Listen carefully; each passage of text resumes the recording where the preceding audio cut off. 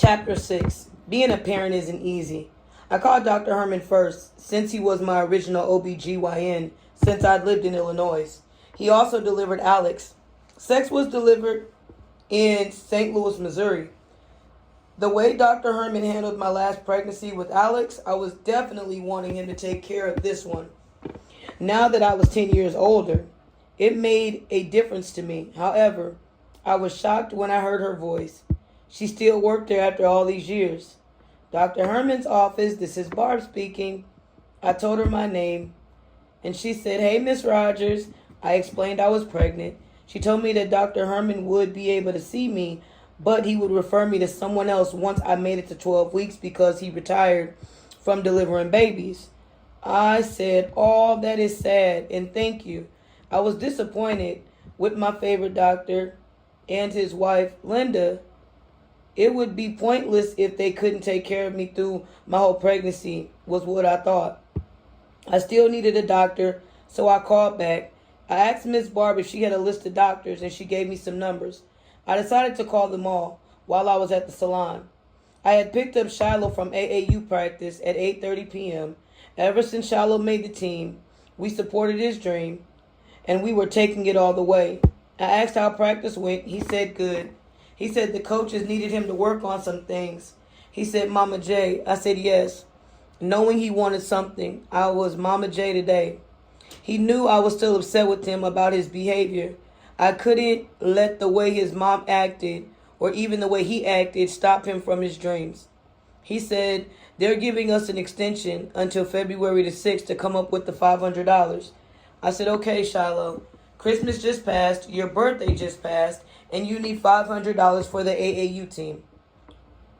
Hell, I wanted to create my own AAU team and charge half that. Jesus, that was a lot for one kid. He said, "I know, my granny will help." I said, "I know, but I don't want it to just be on me and your granny like it always is. I want help from everyone." We never asked the family for anything, so I will send out a text message saying we need their help. We were so proud of Shiloh for making the AAU team. However, it costs $500 and we need help. Any donation would help. Shiloh said, "That sounds good." Shiloh told me that they were working on his pivot and he just didn't understand. I told him that I would show him what it was and how to do it, and that way he could practice until he got it. He said, "Yes, ma'am, thank you." When we arrived home, I asked Ricky to help me show Shiloh. We did it right in the kitchen. Shiloh kept going the wrong way. After 5 times, he got it. I told my husband I was sending out this text. He said, "Don't be surprised if no one chips in." He was always being negative Nancy. So I sent it in a group. It went to both grannies, Miss Natty, Miss June, my husband's only sister, Shiloh's mom, Morgan, my sister June, my brother, and Mr. Nate, Morgan's husband. Everything was going well. Miss June said, "Granny has your back, baby, as always." I was happy, even though I already knew Miss June would help her grandbaby. She wasn't Shiloh's only grandma, though. Megan and Ty said that they would send $25. My brother said he would send $50, and my sister sent $25. I don't know who said what, but all I saw was, "You never did crap for my son, no way," from Sharon. Why did Sharon have to say anything? All she had to do was say how much she was going to give, which she never did. My sister-in-law clapped. Then all of a sudden, the B word were flying. Bald head this. They both were in, talking about each other. I was so embarrassed. Miss June was saying, "Sharon, don't say nothing else." I couldn't believe this. To remind you, this went out to everyone. I was glad when it stopped. I said I would never, ever do a text chat. Sharon tried to call me and go off about my sister-in-law, but she couldn't call me. "I have a restraining order against you, or did you forget?" She called my husband. My husband said neither one of you was talking about what was important. He said it was getting money for Shiloh. Y'all wasted that by arguing. I was happy that Shiloh didn't have to witness this mess. I started collecting from everyone who said that they would donate. Mr. Taylor gave it to me at Dollar Tree. He told me that tell Shiloh he was proud of him. My brother and sister sent the money. I put in 150. My husband and his father gave $100. And Miss June paid the remaining.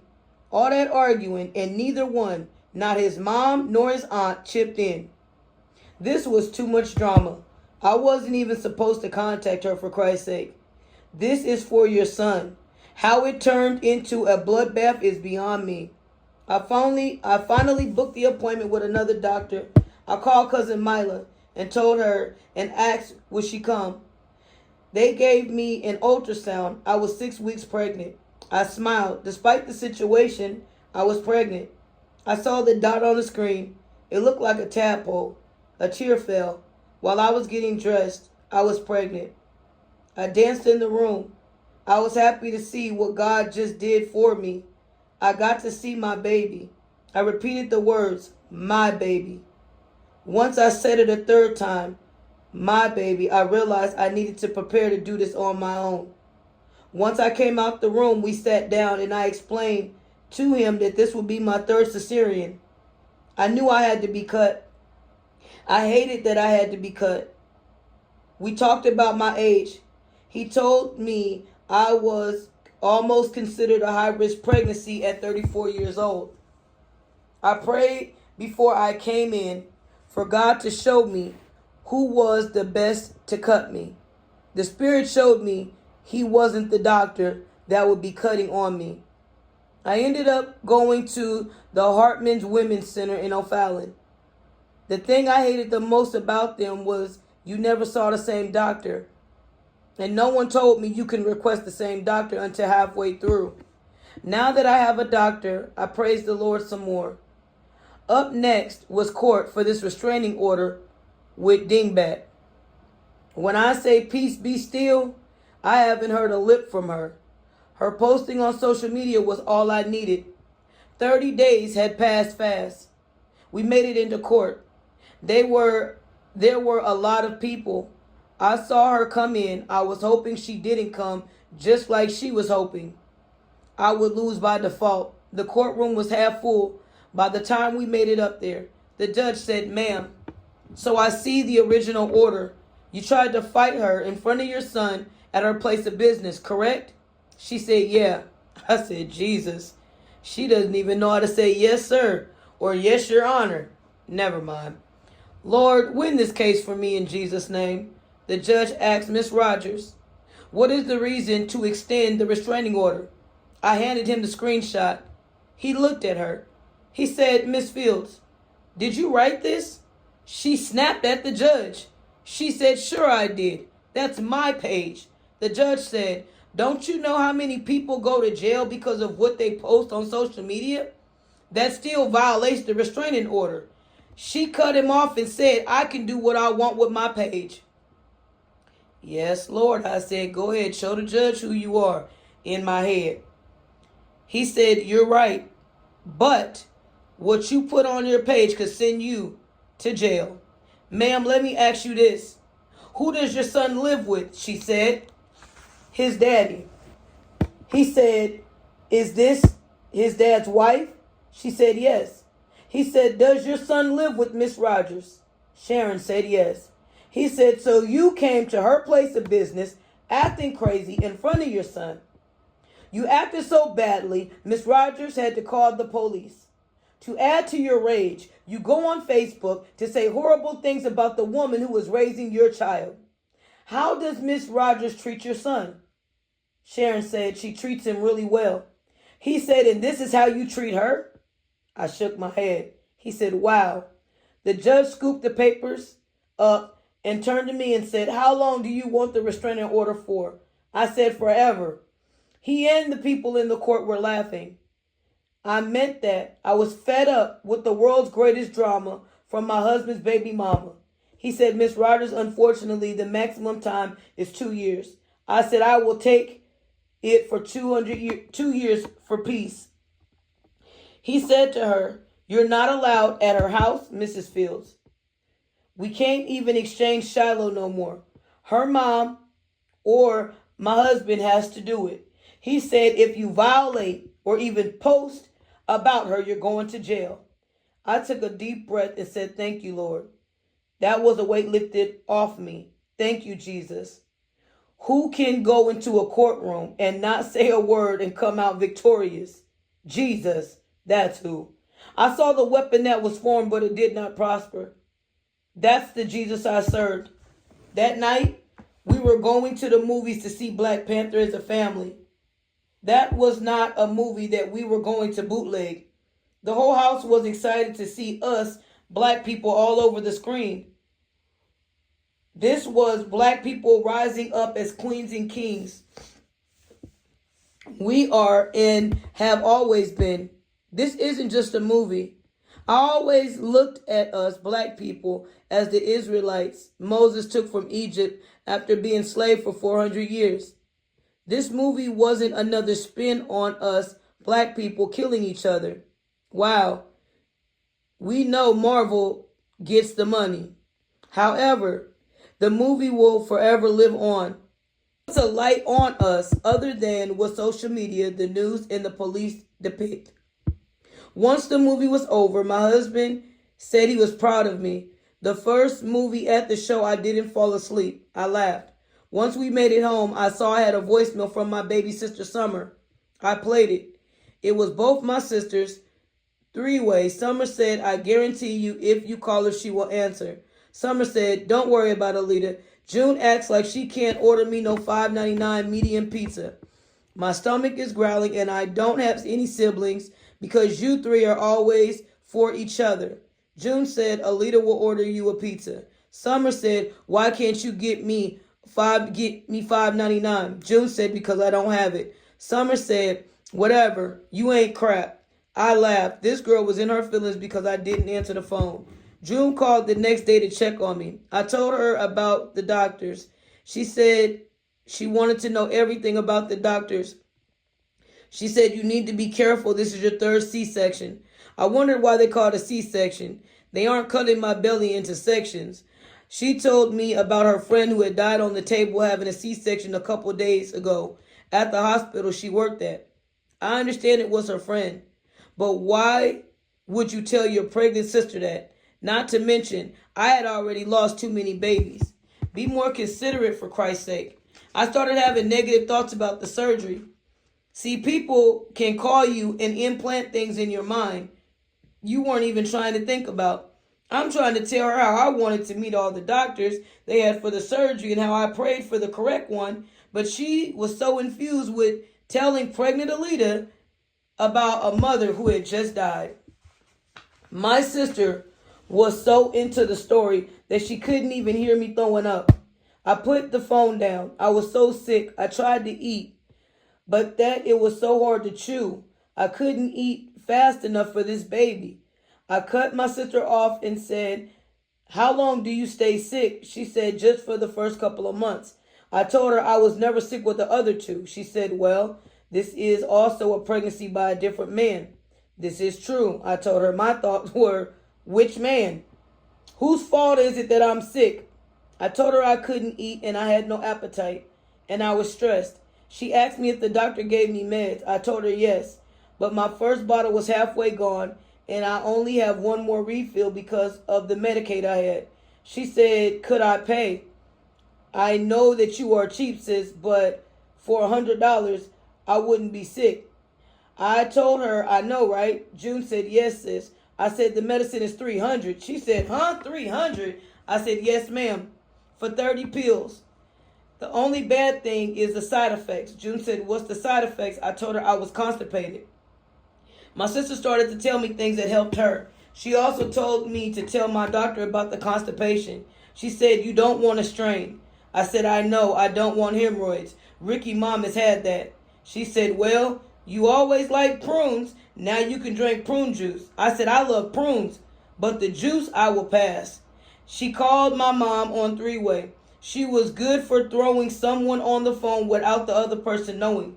My mom believed marijuana was the remedy to everything. June told her about how sick I was and how I couldn't eat. She said, if you smoke some weed, it will do two things. One, your nausea will go away and you don't have to get wasted. But if you smoke enough, you will also get the munchies and you will eat. I asked if it would harm the baby. She said, no, I smoked with all y'all. I said, well, thanks, Ma. She said, I did. I said, I believe you. She said, now for the constipation, you're going to have to buy some gloves. I said, wait, what do you mean? She said, yes, you need to get it out. That will be the safest way without hurting yourself. I told her I would think about that one. I hadn't talked to my mom since the text message and when she cut me off. My mom just found out that I was with the child. She said, congratulations. My mom hung up. I asked June, why did you put her on the phone? She said, you were the one saying you were sick and marijuana is the answer for your nausea and your eating. Dr. Mom gave you your prescription. We started laughing. My sister said, I can't wait to see you in Vegas in May. I said, okay, but will I be able to catch a flight? That's the question. I will be 6 months pregnant in May. I looked up the ticket while she was on the phone. Allegiant said $118 round trip from Belleville / St. Louis to Las Vegas. I told her I needed to save money ever since the Black Panther came out. My salon business has skyrocketed 60%. Everyone was going natural, proud of their natural hair, wearing afros. I have done more people asking to cut off their relaxers like never before. My distributor, Tehran, came to give me product and he said, Jay, you're not getting a relaxer? I have been getting a 5-pound bucket. I said, you can give me a 16 ounce for some of my clients that are getting texturizers. But to be honest with you, Tehran, no one is getting any of them anymore. And you know you can't just let relaxers sit. He said, I know it will get old. She asked what I was doing for Alex's birthday. I told her nothing. That she was forging signatures, tail on top of the continuous bad behavior. I told her that all that Alex had been doing. June started laughing. I told her it wasn't funny. She was hitting the dog. I said, Pebbles don't deserve that. I used to comment speaking about what my niece did wrong. I won't speak bad about anyone else's child. Shoot, it's never funny when it's your own child. I asked her what she was doing for my niece and her grandbaby. Now I started laughing. I said, hey, Grandma. She said, I know, right? Before 40. Well, you made Mommy a grandma before she was 40. My sister had Morgan at 15 years old. June was 6 weeks shy of turning 16. My sister and her daughter had their babies at the same year. Asia's birthday was February 1st. Auntie Alicia's was February 2nd. Mama, my baby, was on the 5th. And then Anthony, my great nephew, was on the 12th. Morgan and my sister had 11 days apart without seeing her mom through the whole pregnancy or even knowing if she was pregnant. It was just speculation. No one saw my niece.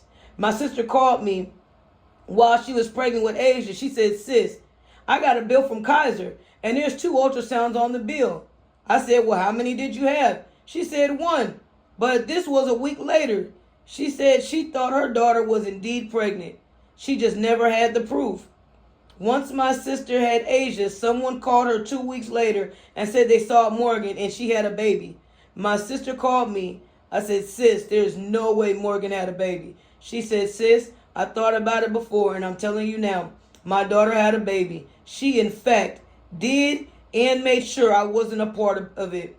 I will back off. I said, June. She started crying. I knew she was extra emotional because she just had a baby. She said, no, Alita. That girl can use my freaking insurance.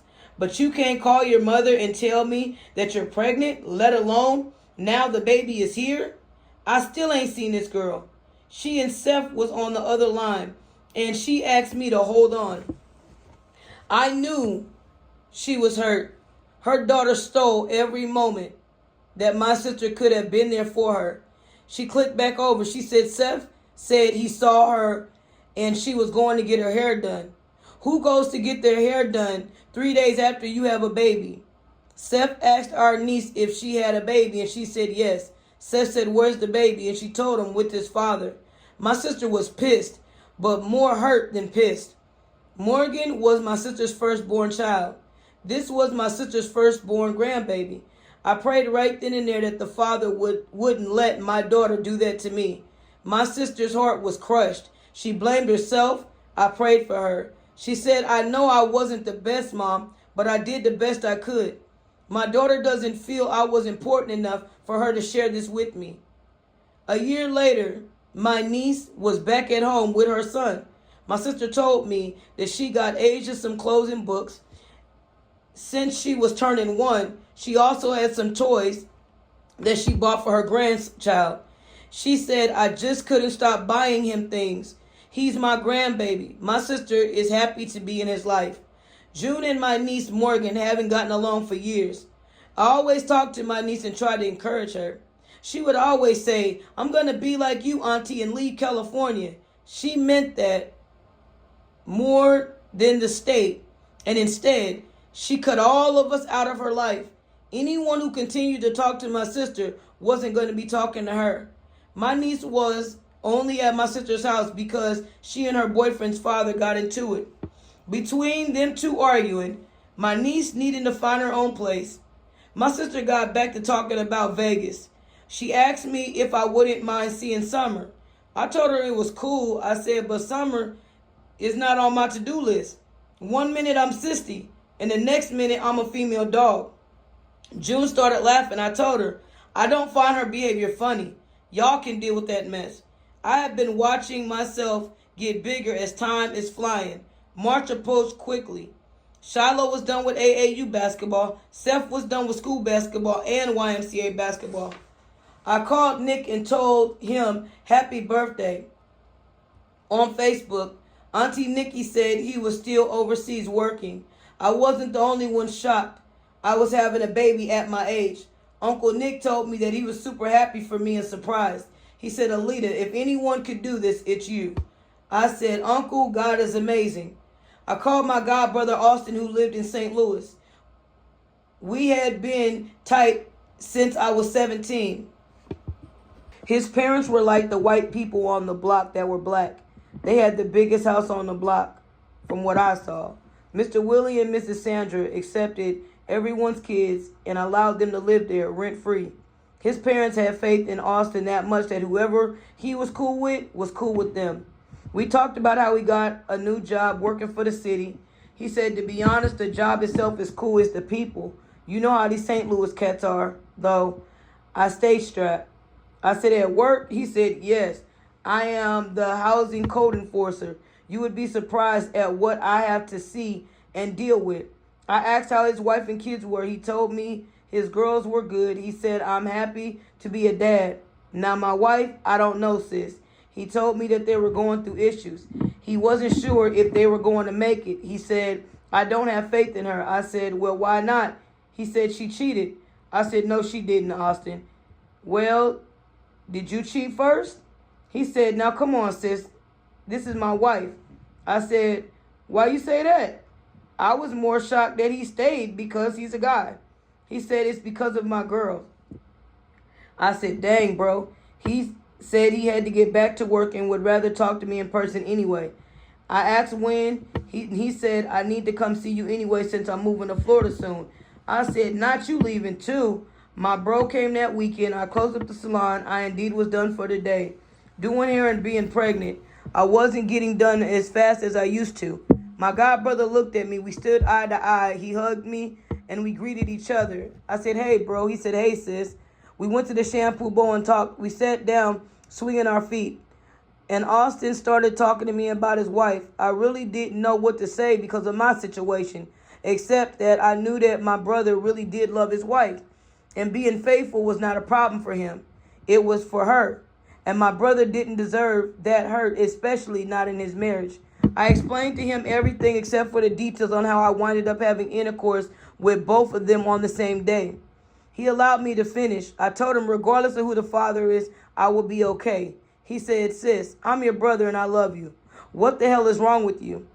You are way too old to be playing this game with your life. Did the dude really pull off the condom? I said, yes. He said, well, he is foul as hell.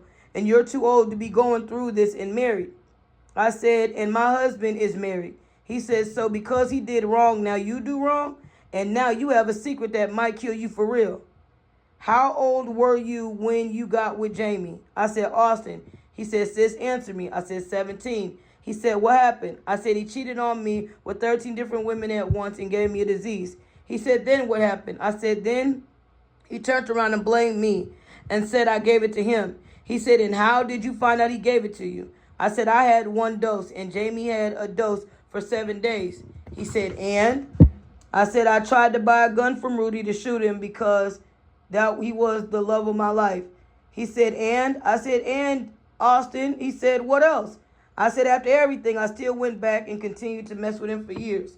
He said, look how long it took to get Jamie out of your system. In my head, I said, well, he didn't know I just had intercourse with Jamie while my husband and I were boyfriend and girlfriend. But we were broken up. I was upset that I found out he was still married. I felt bad for her. I never wanted to be a person who cheated with anyone, especially marriage. That's just off limits. He said, Jesse. I said, what did I do wrong with Jesse? He said, you got too wrapped up in him after just talking to him. And he said, every other weekend you went driving to Mississippi. I said, what's wrong with that? He said, sis, how many times did he visit you? I said, not once. He said, all of a sudden he has a baby, but he's not cheating on you. That's my bro. And that's why I never wanted y'all to talk. You are my sis. I'm sick of seeing you hurt. The only person that did not hurt you was Sam. What happened? I said, I cheated on him with Jamie. And he told the truth, and it broke his heart. We were engaged to get married, and he was in the service at the time. He said, wow, you messed that up. I said, I know. He was the first person to go down the street. I just didn't know he was going to go down the street with everyone else. I thank God that we are okay.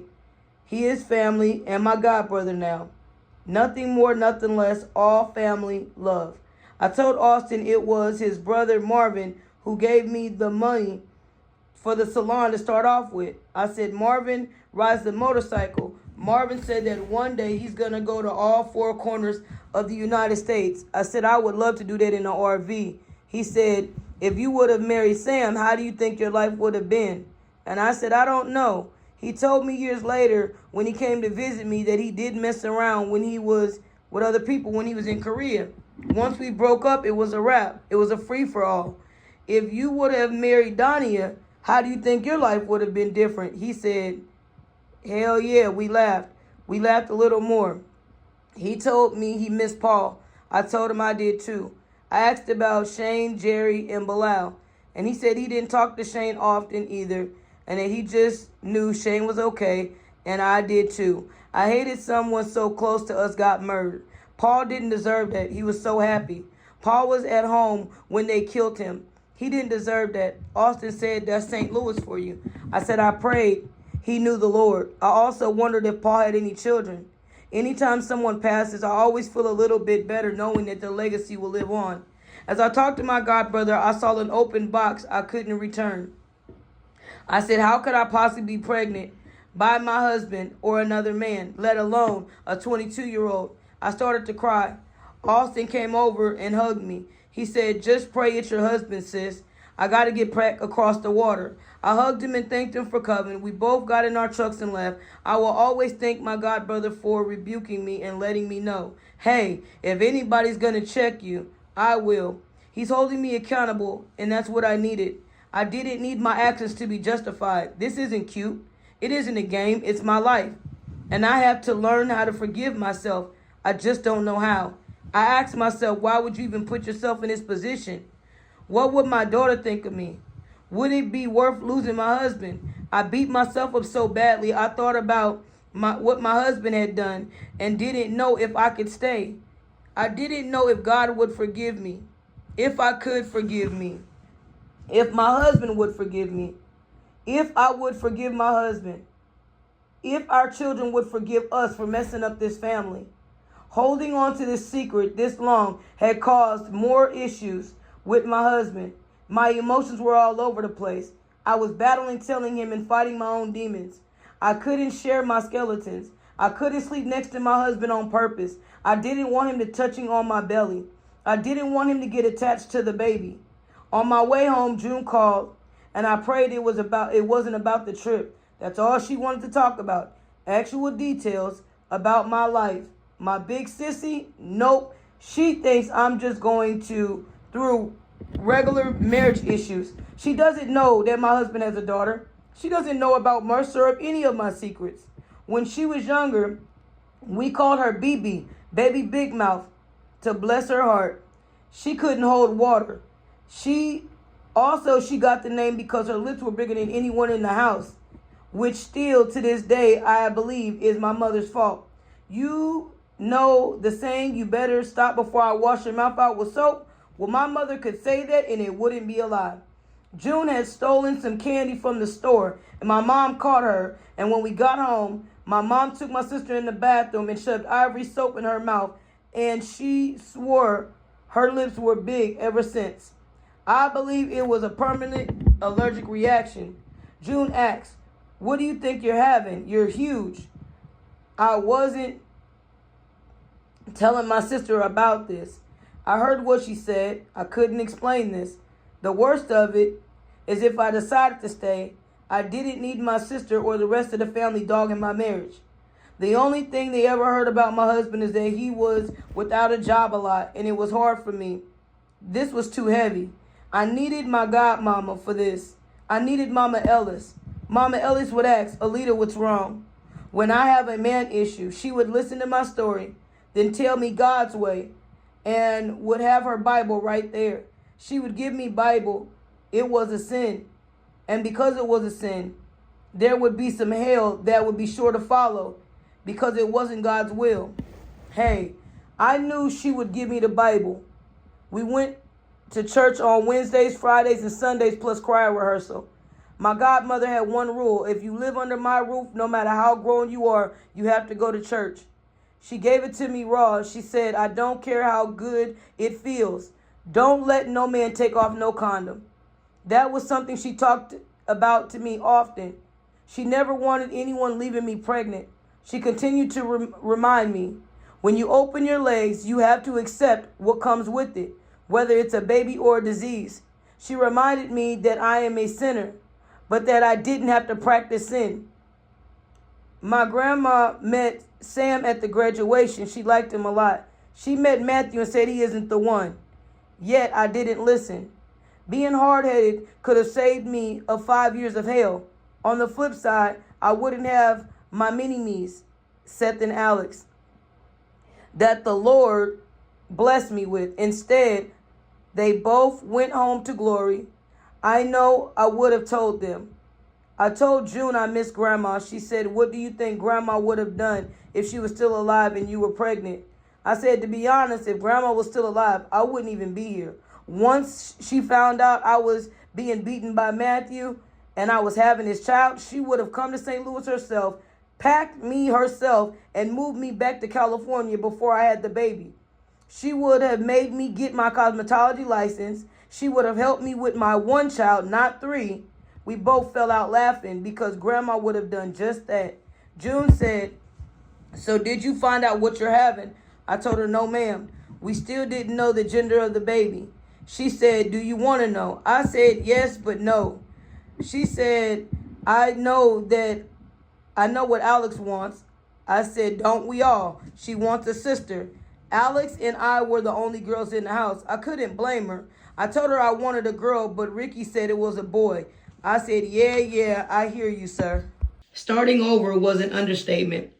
Even though I had been collecting items from the Goodwill and other thrift stores over the years, preparing what God had promised me, God made the most perfect thing happen, not just for me, but for everyone in the world who was having a baby at that time.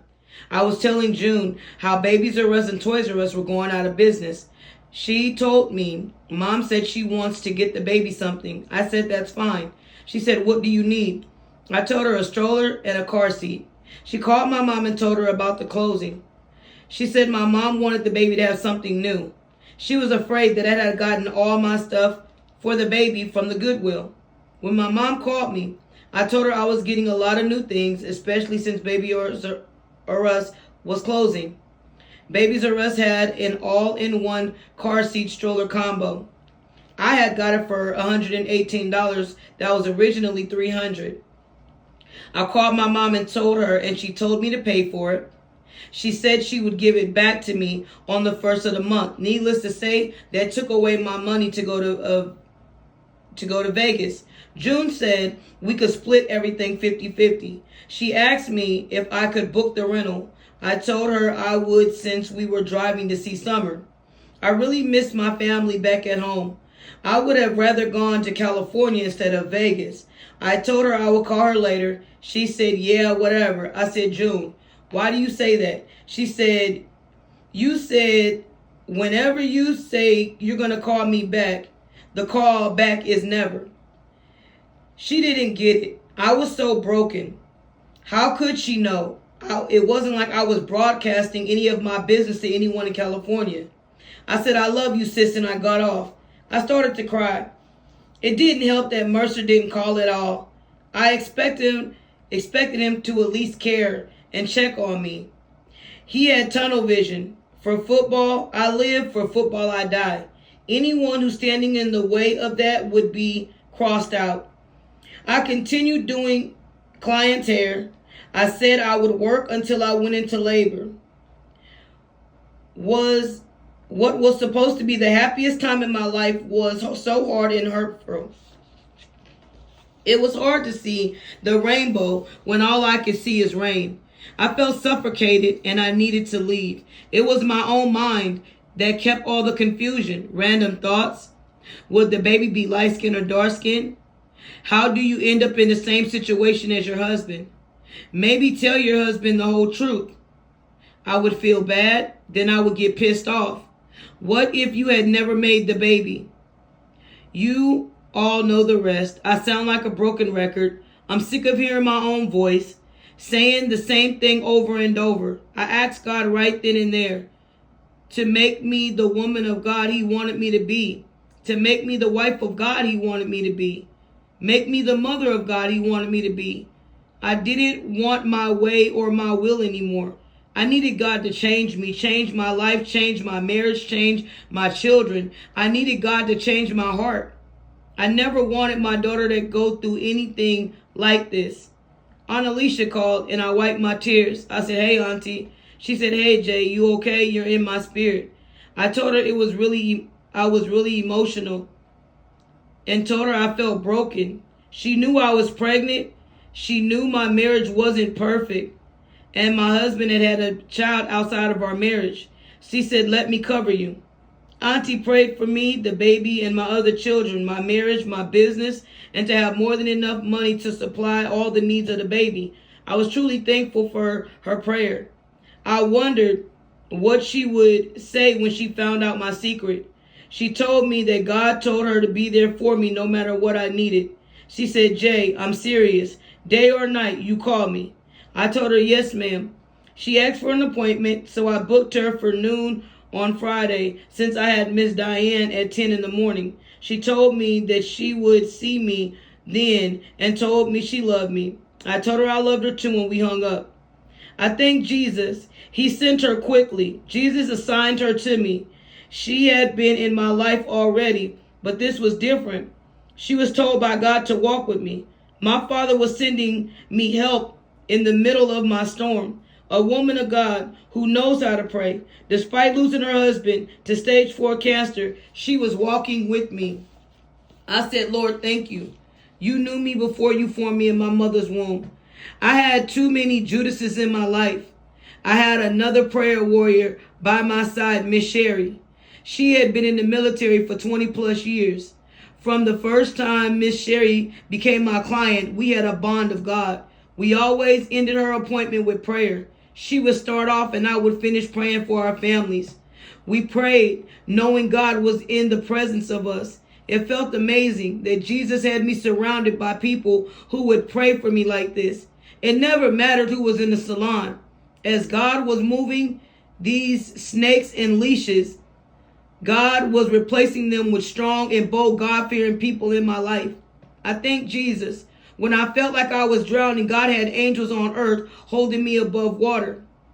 Friday arrived. I pulled into the salon. Miss Diane was eating McDonald's in her car. When I called her and told her I would be in a couple of minutes late, she asked me if I wanted anything. Certain people God assigned to me were making sure I ate.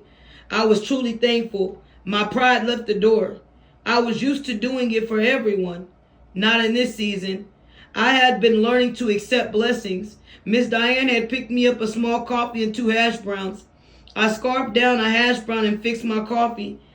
Her silk press still looked good as she laid down at the shampoo bowl. She said, "Miss J." I said, "Yes, ma'am." She said, "I love to lay down at these shampoo bowls after being on call all night. Then when I feel your hands on my scalp, I could go to sleep." I said, "Yes, ma'am. I love these shampoo bowls too. They're really easy. They were easy on my back and I could move all around the client. You can't do that with the stuck on the wall shampoo bowl." All my clients loved them. She went to the back room. Her hair was long and her curl pattern was so pretty. I started to put the flexi rods in her hair. Flexi rods lasted longer on natural hair. We talked about her kids and talked about her siblings and her mom. She told me that they tore their drawers with her because they acted a fool and treated her so badly when her husband had passed. I felt bad for Miss Diane because her mom even stopped talking to her on the account of her sister. No one seemed to realize that Miss Diane had just lost the love of her life, her best friend, her life partner. She believed that they would have had way more than 5 years. She wiped her tears. I could feel she missed her husband. She said, "Jay, they were supposed to be there for me. Instead, they were kicking me when I was at my lowest." A tear fell from my eye. I hugged her from behind the chair. I prayed that God would repair their relationship and also heal Miss Diane. She had lost so much. Thank God she had good children who were helping her through this. I walked on eggshells with her because it was so fresh. No matter what I was going through with my husband, I didn't want to feel that. I couldn't imagine burying my husband. I definitely didn't want to say the wrong thing. The Lord allowed me to continue to listen.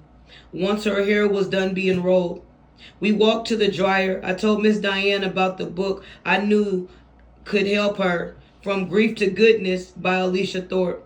I said she just happens to be my aunt, who is a mighty vessel from the Lord. She's definitely more seasoned than me. I was just happy to have women of God like her in my life. The Lord knew I needed guidance. Miss Diane's husband passed away right in their home. I imagined right there losing my husband in the same way. I teared up. Jesus, those were not thoughts I wanted to have, especially being pregnant. They were married for 5 years. My husband and I were on our 5th year of marriage. She talked about trips that they took. She showed me pictures. I was hurt that my husband and I never went anywhere or never got to travel together. Her whole face lit up. I realized that if we got divorced, we'd never have the chance to see the rainbow after the rain. Miss Diane's hair got drier quicker than usual. She was done at 11:45. I wanted her to meet Auntie Alicia, but Miss Diane was super tired. When I found out she worked as a surgery nurse in the emergency room, I understood. She told me all sorts of stories. She said, "Miss J, everything comes through the emergency room." I looked out the window and Miss Diane's car was gone. In came Auntie Alicia. I told her she just missed Diane. I said, "Miss Diane needs your book." I told her a little bit about Miss Diane. Auntie told me that she wished she had met Miss Diane. I told her one day they would meet.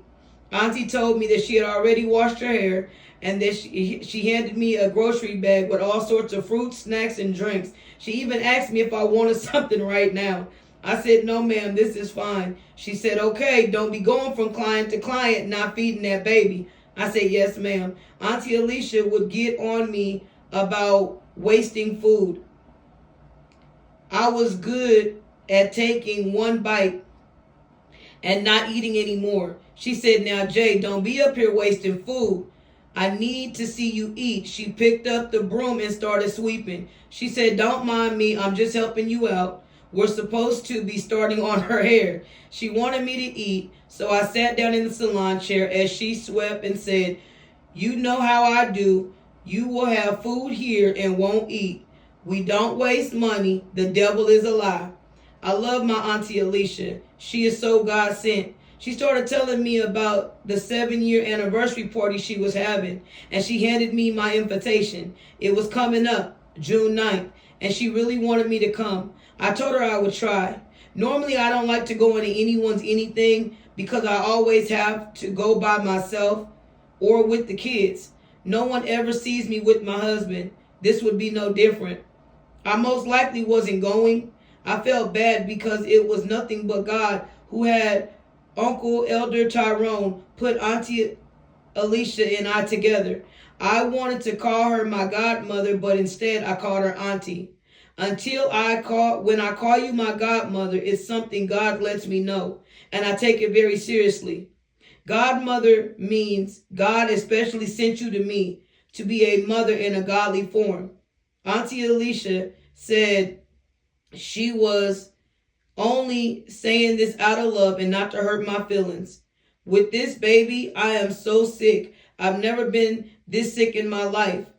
With my other pregnancies, if I thought I was hungry, I was throwing up. I could never eat enough, and I really did appreciate everything my aunt did. We finished her hair. She said, I want to see you at the anniversary party. She told me to bring my husband. I said, yes, ma'am. She prayed over me and left. Auntie Alicia was a very busy woman. With her doing book signings to giving out new coats, to shoes to people, helping the homeless, she had no idea how much I studied her. I locked the doors and went into the office to eat. I kept having thoughts. Would my husband stay? I laughed. After everything he has done, would he stay? I knew the answer. No, no, and no for the people in the back. This baby was the only thing left holding us together. Like it was a lifeline for our marriage. Why else would God let me get pregnant in the middle of my storm? I needed a break from figuring out my life for a minute. Seeing my baby sister Summer wasn't my idea of a great way to spend my money. That's June for you, always trying to put together a family reunion. Last time all of my siblings lived together was never. It would be 3 of them or 1 of them. Summer was already living with her dad when mom was pregnant with her 5th child, which would be her last child since she was diagnosed with breast cancer during the pregnancy. That was Mr. Todd, my mom's boyfriend at the time. He was better than Summer's dad. He didn't beat us. Instead, he bought us a house. He showed love to my mom's 4 kids. Summer would come over on the weekends to take care of her animals. She loved her guinea pigs, Patches and Coco. My mom had Mr. Todd wrapped around her finger. This man stayed through countless drama from my mom and her baby daddies and their families. He dealt with her weed use. I used to hear them argue about how he would find weed roaches. Mr. Todd didn't have kids, yet he treated us like we were his. He taught us how to wash clothes, how to clean the house. We had chores like a normal family. Summer was my mom's 4th child by Mr. Robert, who mistreated us. He was the man she married right after my dad, her 2nd marriage. The deacon looked like the black guy off of Steven Seagal's Marked for Death. He saw a woman with 3 kids who needed help. She met Mr. Robert at a park. I figured she got with him because he was in church and she felt like maybe he couldn't beat her like my father. The rest was history because once we moved in, they got married. He not only beat my mom, he beat all of my mama's kids. Despite being a deacon at Mount Calvary Baptist Church, I really liked Pastor Lee, who was the pastor at that time. Seeing Summer brought up a lot of unforgiveness I had for him. It wasn't her fault, but what was her fault was how she treated me. The last thing she said that I'm a female dog, and with this pregnancy, stress had never stopped. I didn't want to add to any more. I didn't want my nephews to meet their aunt, whom they've never met, and fight their mom. The only way I could meet them was through my sister Summer. After all, they were her children. We were at church When we were at church, he was very nice. He always called me a pretty girl. Being his pretty girl didn't stop him from beating me or my siblings. He had one thing about him that once we were home, he was just pure mean. He just wanted my mom, not her kids. He wanted a baby with my mom, not the one she already had. I believe he called me a pretty girl, hoping my mom's baby will come out with hair like mine and skin like June's. Shoot, Summer came out as his twin, dark skin with a little curl. Maybe that's why he beat us. Whatever I was feeling, I would have to put aside for this trip. Summer always felt that because she lived with her dad and grew up in foster care, that we had a better life. She was crazy for real. She always put it as y'all three. Us three stayed in the same town as our mom and couldn't live with her. How was that better? My question was, if we were kids and had no control of the situation, why was she mad at us? The kids being her brother and sisters. We all got a raw hand. It's what you do with your hand that counts. She never knew the strength it took to be around a man who drowned you and your brother with cold water poured over your head in a bathtub for peeing in the bed. I even went as far as staying in the same house with him for a month just to see her. I was only 13 years old thinking of her. I even asked my granny to take me to wrestling matches when they came into town just to see her. She didn't get it. I was just a kid myself. Happened to see someone who used to make me take off his combat boots and socks, then make me smell his feet. He would have beat us with a belt, but would never touch Summer, his biological child. My mom stood right there and never said anything. Both Mr. Roberts and my mom were nuts. How do you just end up and change 3 kids' names without ever going to court? I thank God that I didn't have a man that mistreated my children. That was huge for me. And thinking back on all the things that Summer's father had done that I had refused to repeat, I broke the generational curse. That was a point. I only stayed in my marriage for the safety of my children. I could have been left. My husband had been their father, and even when we broke up, he still did for all 3 and kept all 3. Those were his babies. We were forced to call our new stepfather Daddy. He had us sit and write our new names, his last name. We no longer were Rogers and Blackwood. We were now Alita and Seth and June Johnson. My children had a choice, just like Shiloh had a choice. Shiloh was 3 years old, Seth was 2 years old, and Alex was 1 year old. Seth called my husband Mr. Ricky until Ricky potty trained Seth in a week. After that, my son said, "Mom, can I call Mr. Ricky Daddy?" I started to cry. Matthew should have been around to where Seth shouldn't want to call another man daddy. That was something I promised myself not to push on my children. I told my almost 3-year-old to ask him. He went to Ricky. Ricky told him, "You can call me whatever makes you comfortable." After that, Seth, Alex, and Shiloh called Ricky Daddy. That was something the father of my children, Matthew, was burned by. As I told Matthew, I didn't force it. He said, "You didn't stop it either." I said, "When you found out I was with another man, you said, 'Let that so-and-so take care of my children.' You stopped coming around and stopped calling. It was clear who Daddy was. You should have been in their life to where they weren't looking for a daddy."